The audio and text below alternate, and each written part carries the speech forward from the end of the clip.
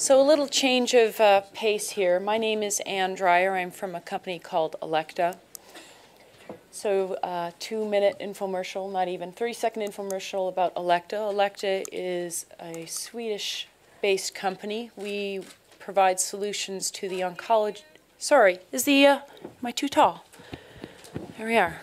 Can you hear me now? Is that any better? Yeah. Okay. So sorry.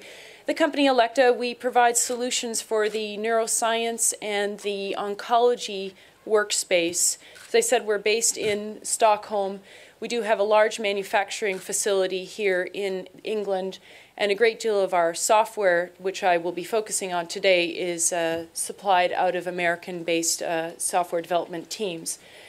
And we have been working in the domain of oncology information systems for 20 years now, and so we approximate that about 100,000 patients every day have their cancer treatments managed to some aspect by our oncology solution. So we feel we sort of have a good view on the oncology information management workspace. So I'm going to try to address sort of what are the unique aspects to oncology information systems, why you would need a boutique system. I'm very aware that when a trust is investing in an information system, you're trying to get more bang for your buck, and you're hoping that it's going to serve all the disciplines and support all your centers. But there is a view that perhaps there is a need or a place for what I call a boutique system to support a particular discipline. And one of the questions that was in the last session was a comment more that clinicians and consultants are reluctant users and consumers of information management systems, and I would agree. And I would think that often we're asking a clinician and a consultant to use an application that's perhaps not suitable or not tailor-made to their needs in their discipline. And also that these systems have evolved. We started 20 years ago, and we certainly were not very savvy about what is required to make an application very ergonomic from a clinician standpoint. We've evolved significantly. So a lot of the items that people are trying to improve when they're looking at an information system are very generic. They want to reduce clinical errors. They want to have access to the right information at the right time.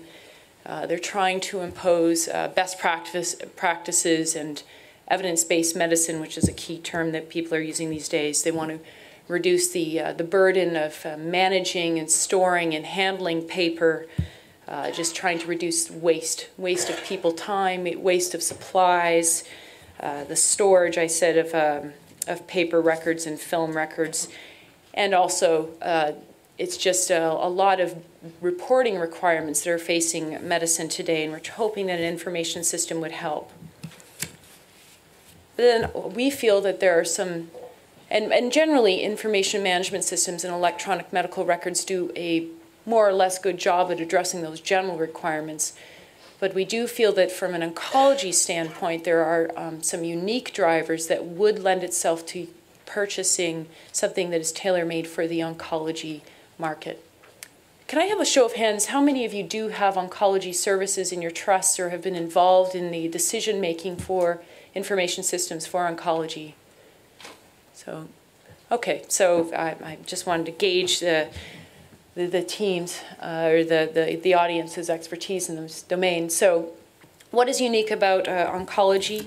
And some of these comments would be relevant to other disciplines, but we feel that collectively they describe the oncology discipline well. The treatments are multi-cyclical, they're repetitive, and so you're trying to give the clinician tools that will ease their job of prescribing and observing and recording and assessing this patient in a repetitive management. Many applications that are used in primary care and other disciplines are very good at a single transaction, but they're not very well suited at looking at a patient in a cyclical nature. A lot of countries, the NHS is one of them, or the UK is one of them, have very strict mandated patient wait times that you have to report against, you need to adhere to, you need to have an application that gives you the tools to ensure that you're adhering to those regulations.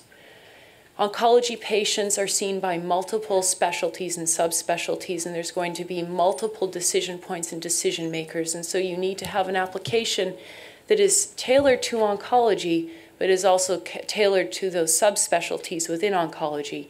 And you also have some practice management decision points. When I say practice management, I think there are other limiting factors or constraints in oncology other than just, do you have the right drug? Do you have the right linear accelerator? It's also, do you have enough staff? Do you have the resources are restricted in oncology, and you need to know, do you actually have a treatment chair? If we had the right drug on hand and if we prescribed it appropriately, do we have a treatment chair that's available for that patient when they arrive? Detailed reporting requirements. So in the UK, you not only have cancer registries that you have to report to, there are also established national cancer data sets that are being reported to. There's one that's already established for radiation oncology, and now in the chemotherapy domain, they are in the midst of identifying what that national data set will be, so that you have to report data in a timely manner. We're dealing with very expensive equipment and very toxic drugs. And so you need to have applications that, there was a comment in the first session, that you need to be able to integrate to these technologies. And you need to be able to manage and prescribe these drugs in an efficient manner so you're not wasting drugs. And we also have a lot of legacy equipment and legacy software in the UK that you need to integrate with when you're implementing an oncology information management system. Is there any questions in that respect? Okay, so the theme of today, we're looking at how an oncology information management system could improve your patient care in your oncology division, and also we're trying to find greater efficiencies. And I have to say I had a hard time sort of distinguishing what elements of an oncology information system would serve one or the other, because I think they overlap a great deal.